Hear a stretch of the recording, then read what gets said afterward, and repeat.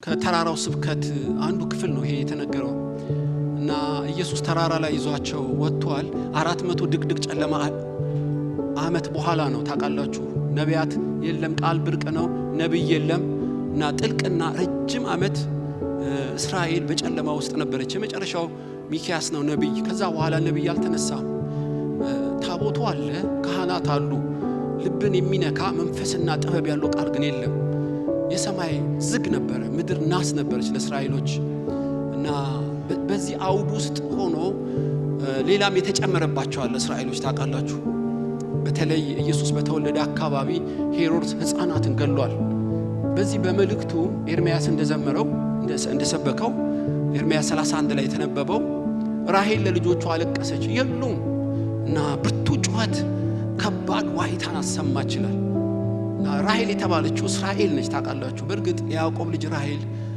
ያዕቆብ ሚስት ራሔል ልጇ ሞቷል በምድረ በዳ በምጥ ሰዓት በጉዞ ላይ በምድረ በዳ ነው የሞተችው ያንን ሐዘን ለማስታወስ ይመስለኛል እና ሄሮድስ ህፃናት ሁሉ ይገደሉ አለ ከ2 አመት በታች በየቤቱ ሞት ነበር ትዝ ይላችኋል በግብጽም እንዲህ ያለ ለቅሶ ነበር እና በየቤቱ ከባድ ስብራት ነው እንግዲህ ተመልከቱ በእስራኤል ያሉ ሁሉ እናቶች ልጃቸው በጩቤ ፊታቸው ሲወጋ እስራኤልም ራሔልም አለቀሰች መጽናናት የለም የተባለው ስለዚህ ፖለቲካው ዘቅጧል እና ሄሮድስ ነው የሚመራው እና አውግስጦስ ቄሳር ናቸው የሚመሩት እስራኤልም በቀኝ ግዛት ውስጥ ገብታለች እግዚአብሔር የሰጣቸው ማርና ወተት የምታፈሰው ምድር በጠላት እጅ እንደገባ ነው የሚቆጥሩት እና እስራኤል በቀኝ ግዛት መውደቋ ሳያንስ ቤተ ክህነቱን የሚመሩት ሊቀ ካህናት ሮም ያስቀመጧቸው ናቸው በተለይ ቀያፋ የሚሉት ሁለት ሊቀ ካህን ያለው አንዱ ሐና ነው ሌላው ቀያፋ ነው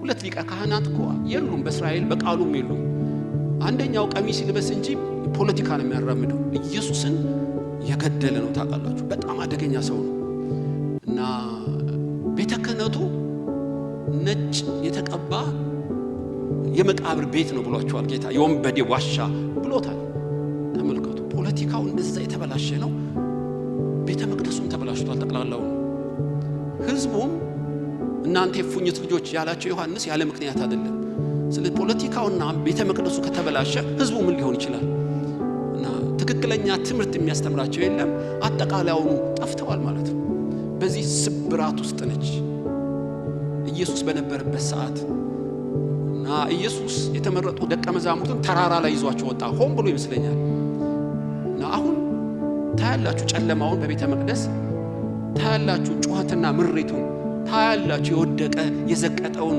ከቃሉ ውጪ የሰዎቹን ኑሮ ተስፋ የሚያስቆርጥ ነው ነገር ግን አስገራሚ ትምህርት ነው ጌታ የሚነግራቸው እናንተ የዚህ ችግር ጨው ናችሁ እናንተ ለዚህ ችግር መፍትሄ የምታመጡ ጨው ናችሁ ትምህርት አይደለም የሚያስተምራቸው ፕሪንሲፕሎችም አይደሉም ማንነታቸውን በጨው ተመስሎ ይነግራቸዋል እናንተ የዓለም ብርሃን ናችሁ የምድር ጨው ናችሁ አስገራሚ ነው ጨው ብዙ ምሳሌያዊ ንግግሮች አሉት ይሄ የጨው በጣም አስገራሚ ነው እና በተራራ ላይ ኢየሱስን ለብሳችሁታል ዳግም ተወልዳችኋል ጸጋ ተካፍላችኋል ተብሎ በቀደም በገላትያ 3 ላይ እንደተነበበው አዲስ የእግዚአብሔር መንግስት አባላት አዲስ ማንነት ተልቆ ያላቸው ህዝቦች እና የተሰጡ ደቀ መዛሙርቶች ተራራ ላይ ያዘጋጀን እና ህዝቡ ጥሩ ሜዳ ነው ድቅድቅ ጨለማ ነው ምቹ ነው ለብርሃን ብርሃን የሚደምቀው በጨለማ ውስጥ ነው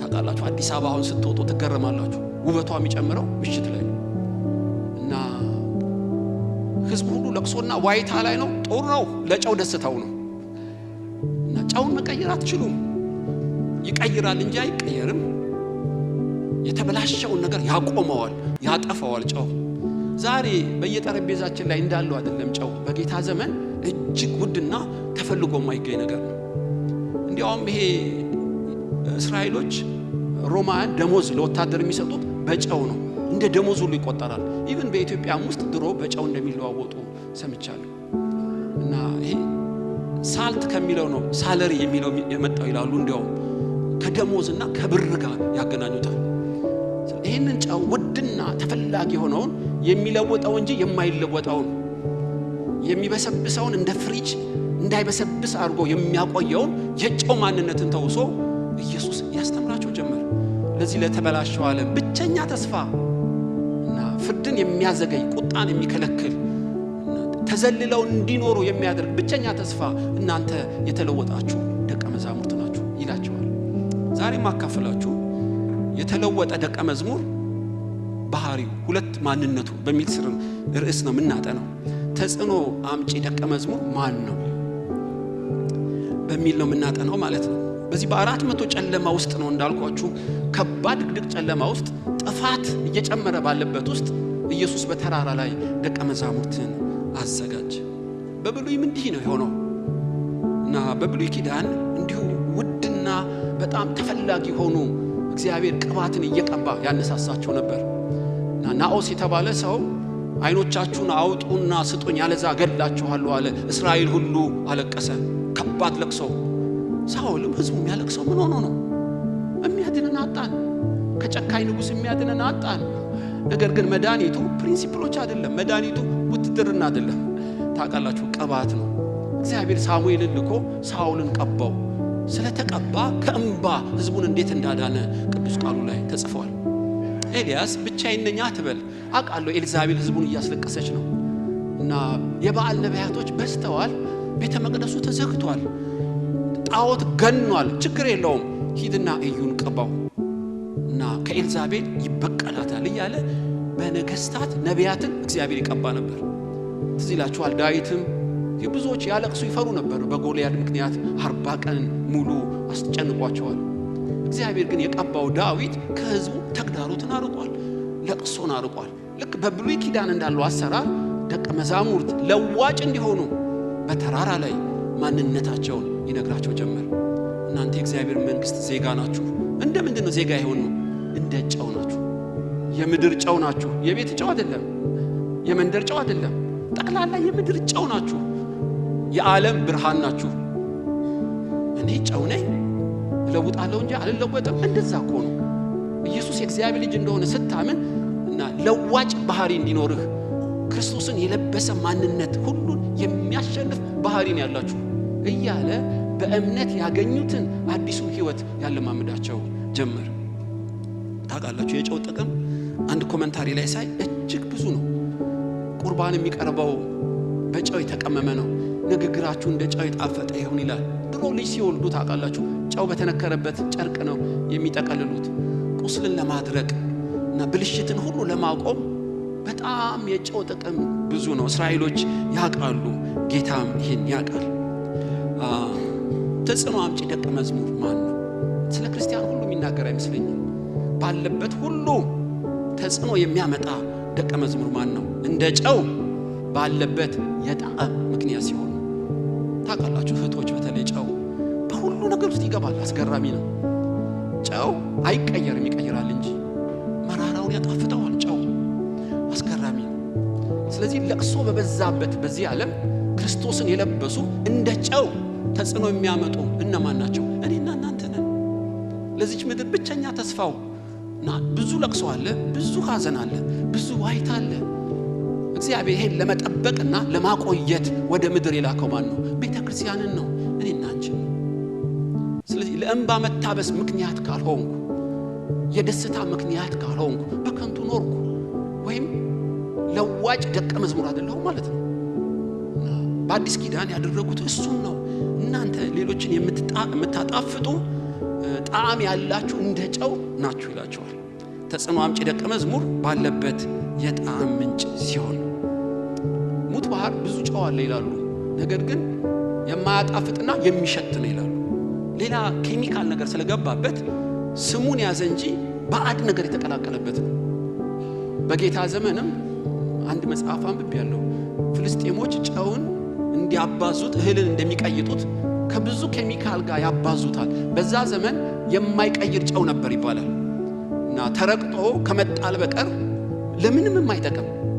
ኢየሱስ ግን ደቀ መዛሙርቱን የሚላቸው እንደ ሙት ባህር ጨው አይደለም እና የሚለውጥ ለደስታ፣ ለጣዕም፣ ለማጣፈጥ ምክንያት የሆናችሁ ናችሁ ነው ጌታ የሚላቸው። በብሉይ ኪዳን ትዝ ይላችኋል እቺ እንደ ጨው የሆነችው ርብቃ ነች። ይስሐቅም እናቱ ሞተችበት አዘነ እና ርብቃን ካገባ በኋላ ከእናቱ ሞት ተጽናና ይላል። አስገራሚ ጨው ነች። ሐዘንን የምታቀል አቅላይ ነች። የኬጢ ልጆች ግን ርብቃንና ይስሐቅን በየቀኑ ያስጨንቋቸው ነበር ይላል። በአንድ ትውልድ ውስጥ አንዱ አስለቃሽ ነው፣ አንዱ አዝናኝ ነው። የእግዚአብሔር ባህሪ ተካፋይ የሆነ ሰው ባለበት ሁሉ እንባ አባሽና ኑሮ አጣፋጭ ነው። የለቅሶ ምክንያት ነኝ ወይስ ለሌሎች የመጣፈጥ ምክንያት ነኝ? ይህን ራሳችን መጠየቅ ይገባናል።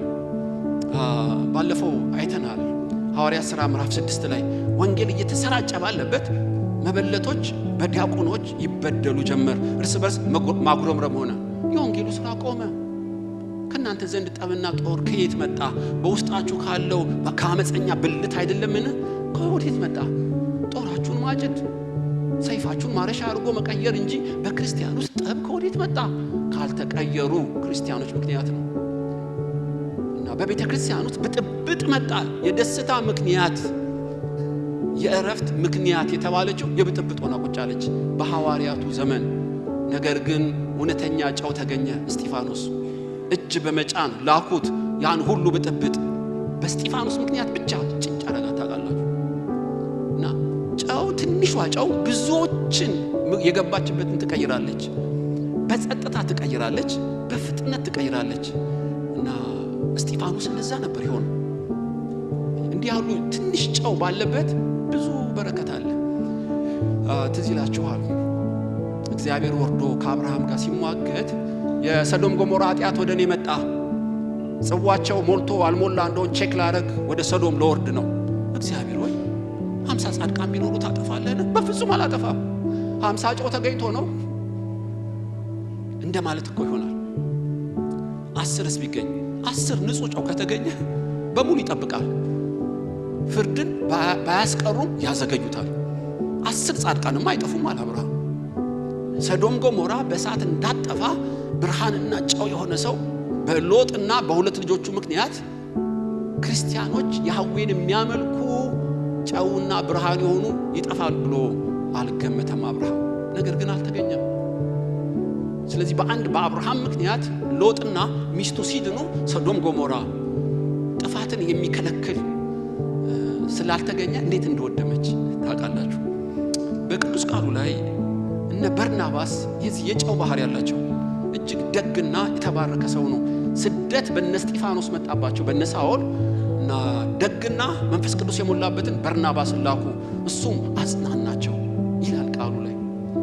እና በትውልድ ሁሉ ራሱን ያለ ምስክር የማይተው እግዚአብሔር በየዘመናቱ እንደ ጨውና እንደ ብርሃን የተለወጡ ደቀ መዛሙርትን በትውልድ ውስጥ ያስቀምጣል። ትዝ ይላችኋል ምንወዳት ማርያም አንዷ ነች፣ ሌላው ኤልሳቤጥ ነው።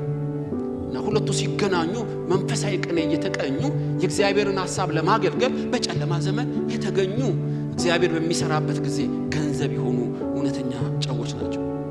እኔ ጢሞቴዎስን እልክላችኋለሁ፣ ገና ስታዩት ደስ እንደሚላችሁ እርግጠኛ ነኝ ይላል ጳውሎስ። ለምታለቅሰው ዓለም የደስታ ምንጭ እግዚአብሔር ያርጋችሁ። በእውነት ተልኳችን እኮ ያ ነው። የፕሪንሲፕል አይደለም፣ የመመሪያ ጉዳይ አይደለም። ህይወታችን ራሱ እንደ ጨው ነው በዚህ ዓለም። በሁለት ነገር እኔ እጨነቃለሁ። አንደኛ ወደ ጌታ መሄድ ነው፣ ከሁሉም ይሻል ነው። በምድር መኖርም እፈልጋለሁ። ለምን? ለእናንተ እጅግ ስለማስፈልጋችሁ ነው። ጳውሎስ ይህን ይላል። የጳውሎስ መኖር ለሌሎች መጽናናት ምክንያት እንደሆነ እሱ ራሱ ገብቶታል። በመጽሐፍ ቅዱስ ላይ የተለወጡ ደቀ መዛሙርት ባሉበት ሁሉ የህይወት ጣዕም አለ። ሁሉ ባለፈውም ቄስ ጸጋዬ ሲያካፍለን ትዝ ይላችኋል። በሩት ምክንያት የኑሃሚን እንባ መታበስ ጀመረ። ድንቅ ነው። የተለወጡ ሰዎች ባሉበት በዮሴፍ ምክንያት ረሃብተኞች መጽናናት ጀመሩ። ስለዚህ በቤተ ክርስቲያን ምክንያት የምታለቅሰው ዓለም ጣዕሟ ሊጨምር፣ ለቅሶዋ ሊቀንስ እግዚአብሔር ያዘጋጀው በተራራ ላይ እንዳዘጋጀው ደቀ መዝሙርት ማንን ነው? እኔና እናንተን ነው። ለዚህ ዓለም የተለወጠ ደቀ መዝሙር ባለበት ምልክቱ ምንድን ነው? ባለበት ሁሉ የጣዕም፣ የደስታ፣ የሰላም ምክንያት መሆኑ። የተለወጠ ደቀ መዝሙር ባለበት እንደ ጨው ለጣዕምና ለማጣፈጥ ብቻ ሳይሆን ተግዳሮትን፣ ችግርን ለመከልከልም ነው። ታውቃላችሁ ጨው መበስበስን ያቆማል። ኢብን ቁስል ላይ ብታደርገው ለጊዜው ቢያስጮህም ጀርሞችን የመግደል አቅሙ ሐኪሞችም ይመሰክራሉ። የተፈተነው ይሄ እንደ ባህል መድኃኒት ይቆጠራል። ወታደሮች ጨው አይጠፋባቸውም በጦር ሜዳ። ለምን? ቁስልን የማከም አቅሙ በጣም አስገራሚ ባህሪ ያለው ጨው ችግርን ይከለክላል። የደስታ ምንጭ የመጣፈጥ ምንጭ ብቻ አይደለም እና ቁጣንና መቅሰፍትን የመከልከል እንዲያውም የማቆምም ባህሪ አለው። እንደ ወፍ በረር ላነብላችሁ እችላለሁ። ኖህ እግዚአብሔር የሰው ልጆችን በመፍጠሩ እጅግ ተጸጸተ። ከምድር ላይ ከሰማይ በታች የሰው ልጅ አጠፋለሁ አለ። አንድ ጨው ተገኘ። ታውቃላችሁ፣ ኖህም በእግዚአብሔር ፊት ጻድቅ ነበር እና በኖህ ምክንያት ዓለም ከጥፋት ዳነ። የህይወት ሩጫም ቀጠለ። አንድ ሰው የዓለምን ጥፋት ያድናልን? እንደዚህ ነው እግዚአብሔር ያዘጋጀው። ኖህም መርከብ በመስራት የጥፋትን ሩጫ ገታው። ከምድረ ገጽ የአዳም ልጆች ሁሉ እንዳይደመሰሱ አንድ መልካም ጨው ተገኘ። ጣዖት በማምለክ የሞላችው የአብርሃም ምድር አንድ አብርሃም ያህዌን የሚያመልክ ተገኘ። ከኡር ከከለዳውያን እግዚአብሔር አንዱን አብርሃም ጠራው። እውነተኛ አምላክና የተፈተነ ቃል እንዳለ ማሳያ ያደረገው አብርሃምን ለደቀ መዛሙርቱ የሚስልላቸው እንደዚህ ያለ ማንነት እንዲኖራቸው ታውቃላችሁ። ሙሴ ዳታንና አቤኔር ሰደቡት። ቁጣም ከሰማይ መጣ። አሮንም በድንኳኑ ተንበርክኮ በእግዚአብሔር ፊት ነበር። ሙሴም አለው አሮን ቆመሃል ወይ? መቅሰፍት ወርዶ ህዝቡ ያለቅሳል። መቅሰፍቱ ህዝቡን እንደ ኢቦላ ቫይረስ የረፈረፈው ነው። ቆመሃል እንዴ? ምን ላርግ አለው። አንተ እኮ ካህን ነህ። ከመሰዊያው ላይ እሳት ውሰድ፣ ዕጣን ውሰድ፣ በሙታንና በሕያዋን መካከል ግባና መቅሰፍቱን አቁም እንጂ የምትኖረው የተፈጠርከውም መቅሰፍት ለመከልከል ነው። አሮንም ሮጠ፣ በሕያዋንና በሙታን መሃል ቅዱስ እግዚአብሔር ብሎ ሲያጥን ቁጣው ወዲያው ቆመ። ኦ ሃሌሉያ! በምድር ላይ ቁጣንና መቅሰፍትን እንድንከለክል እግዚአብሔር የተከላት ማንን ነው? እኔና እናንተን፣ ቤተክርስቲያንን ነው። ሐሰተኛው መሲህ በስውር ይሰራል እንዳይገለጥ የከለከለውን ታውቃላችሁ። ማን የከለከለው? ቤተክርስቲያን ነች። ሁላችን ስንነጠቅ ይቺ ዓለም አበቃላት። በ7 ዓመት ውስጥ ትጠቀለላለች። የሚጸልይ የሚከለክል የሚማልድ ጨውና ብርሃን ከሌለ አንቲክራይስት ይፈነጭበታል። አሁን እንደ ልቡ ሊሆን አልቻለም። ለምን? የክርስቶስ ጨውና ብርሃኖች አለ። ምንም ቢደክሙ ያሳድዱ ነበር እንደተባለ በክርስቶስ ዳግም የተፈጠረው ክርስቲያን ባለበት አጋንንቶች እንደ ልባቸው መፈንጨት አይችሉም። ድሮ ተከራይተን ነበር እዛ ምናመልከው፣ ትዝ ይላችኋል። እስከ ዛሬ አረሰው እና ቁጥራችን እየበዛ እየጨመርን መጣን። በተለይ የጾም ጸሎት ወራት ነበር እና በር ላይ ቆም ያለው ጠዋት ስለመጣው ፀሐይ ለመሞቅ ነው የቆምኩት እና 2 ሴቶች መጡ። ነግሬያችሁ እንደሆነ አላውቅም። የዚህ ቤተክርስቲያን መሪው ማን ነው አሉኝ። አይ መሪውማ በሰማይ ነው አልኳት። እና ምን ፈልገሽ ነው? አይ የዚህ ቤተክርስቲያን ዋና ኃላፊው ማን ነው? እኔ ነኝ። ቤተክርስቲያን ጠፍቶብሽ ነው? ምን እየፈለግሽ ነው? አይደለም ጌታችን ልኮኝ ነው አለች። ማን ነው ጌታሽ አልኳት። ተራራ ላይ ያለው ጠንቋይ እንዳንሰራ የእናንተ ጸሎት ከልክሎናልና እበቀላለሁ ይላል አለች። ደነገጥኩ። በእውነት እላችሁ አልጠበቅኩም። ጌታሽ ጠንቋይ ነው እና እኛ ምን አረግ ነው? እየጸለያችሁ ስራዬን ሁሉ ከለከላችሁት እና ምን ፈለገ ታዲያ? እበቀላለሁ ይላል። እኔ እኮ ጠባቂ ነኝ፣ ባለቤቱ በሰማይ ነው። ከቻለ ሞክር በይወርኩት። እልህ ያዘን በእውነት። ለጸሎት ቡድን ነገርኳቸው። እንዲያውም ጸሎት ጨመር። አታምኑም? እንዲህ ያለን ሰው አሁን በምድር ላይ የለም። እኛ ምንም እንዲሆን አልጸለይንም። ነገር ግን ከማይችለው ጋር ክፍያ ገባ እና ቤተክርስቲያን ስላለች በሩቅ ተራራ ላይ ያለውን ሁሉ መመንጠር ጀመረች። ቤተክርስቲያን አትሸነፍም፣ ታሸንፋለች። የገሃነም ደጆች ሊቋቋሟት አይችሉም። ደቀ መዛሙርቱን እኮ የሚላቸው እንደዛ ነው። ሄሮድስ ቢበላሽ፣ ሐናና ቀያፋ ቢበላሹ፣ ህዝቡ ሁሉ መረን ቢወጣ ጥቂት ትመስላላችሁ? እንደ ጨው የዓለም ብርሃንና የምድር ጨው አድርጌ እልካቸዋለሁ አለ። ደቀ መዛሙርት ምድሪቷን በትምህርት ሞሏት፣ በጨውነት ሞሉት ይላል ዮናታን። ጠላቶች በዙ፣ ፍልስጤምን በ3 አቅጣጫ መጡብን። ጋሻ ጃግሬ የጦር መሳሪያ በእጃችን የለም። አንድ ሚስጥር ልንገርህ፣ እግዚአብሔር በጥቂትም በብዙ ማዳን አያስቸግረው። ጠላቶቻችን ምንም ቢበዙም እግዚአብሔር ከኛ ጋር ነውና እንግጠማቸው። 3 ክፍለ ጦር 2 ሰው በአእምሮ አታስረው። በእግዚአብሔር የተቀባው ልጅ ስለሆንኩ እግዚአብሔርም ከኛ ጋር ስለሆነ የጠላት ብዛት አያስቸግረውም፣ እናጠፋቸዋለን አሉ። እና 2ቱ ሆነው ተራራውን እየቧጠጡ ወጡ። በ3 ክፍለ ጦር ፊት ተገለጡ። ይሄው የብርሃን ከጉድጓድ እየወጡ ነው አሉ። ዮናታንም ጋሻ ጃግሬ ሆናሉ። አላልኩም? እግዚአብሔር ከኛ ጋር ነው፣ አይዟችሁ። በአንድ ጨበጣ ውጊያ 20ውን ዘረራቸው ዮናታን። በእጁ በምን አይነት ምት ነው በ20 ዘረራቸው። እግዚአብሔርም ወረደ፣ ምድርም ተንቀጠቀጠች። ፍልስጤምም እርስ በርስ መዋጋት ጀመሩ። ከኛ ጋር ያለ እግዚአብሔር የተባረከ ይሁን። እንደ ጨው ጥቂት ብንሆንም የገባንበትን ሁሉ እንድንለውጥ አድርጎ በክርስቶስ ዳግም የፈጠረን ደግሞ ተልቆ ሰጥቶ ወደ ምድር የላከን እግዚአብሔር የተባረከ ይሁን። ስለዚህ ነው የማንፈራው። የተለወጠ ደቀ መዝሙር ማን ነው? ባለበት ቦታ ሁሉ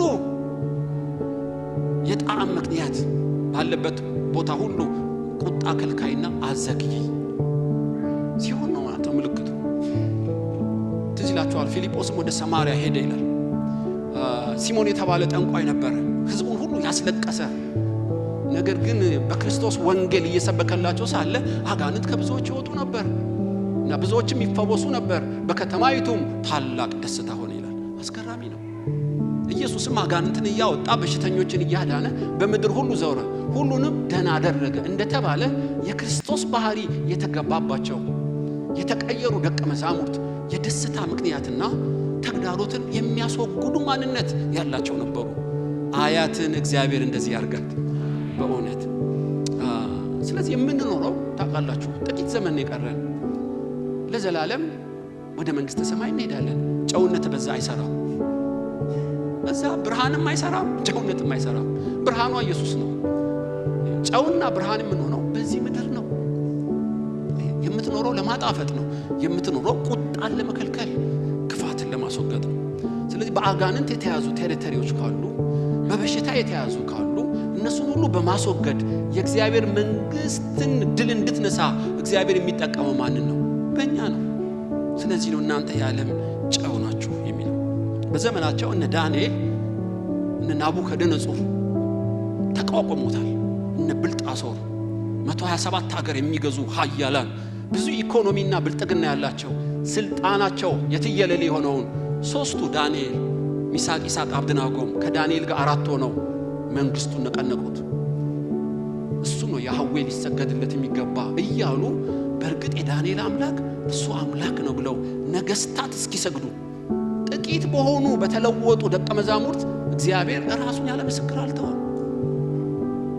ዛሬም የጠላት ኃይል ቢበዛም እንደ ጨው ድል መንሳት ለዚህ ጉባኤ ይሆናል። መጽሐፍ ቅዱስ እንደዛ ነው የነገረን። ድንቅ ተአምር ነው ይሄ። ቤተክርስቲያን ክፉ ከልካይ ነች።